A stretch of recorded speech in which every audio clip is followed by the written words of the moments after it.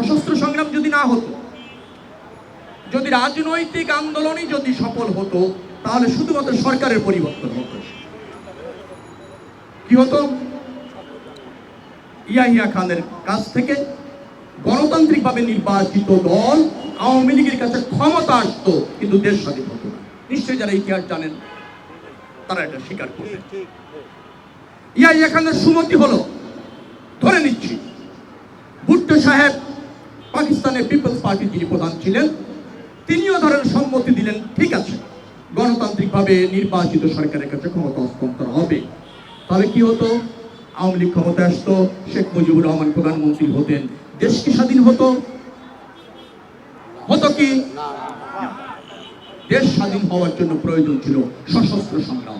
অর্থাৎ রাজনৈতিক আন্দোলনকে প্রথমে পরিণত করা হয়েছে জনযুদ্ধে, জনযুদ্ধকে পরিণত করা হয়েছে সশস্ত্র সংগ্রামে।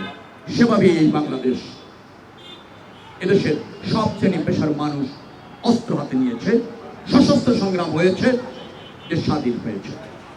শহীদ রাষ্ট্রপতি জিয়াউর রহমান সেই সেনাবাহিনীতে ফিরে গিয়েছে, রাজনৈতিক দল আওয়ামী লীগ ক্ষমতা প্রতিষ্ঠিত হয়েছে স্বাধীন বাংলাদেশে। তারপরে সেই আওয়ামী লীগ এদেশে একদলীয় শাসন ব্যবস্থা কায়েম করেছে। অর্থাৎ ইয়াহিয়া খান যেটা করেছিলেন ক্ষমতা ব্যক্তিগত, সেই একই কাজ হয়েছিল স্বাধীনতার পর বাংলাদেশে আওয়ামী লীগের হাত ধরে।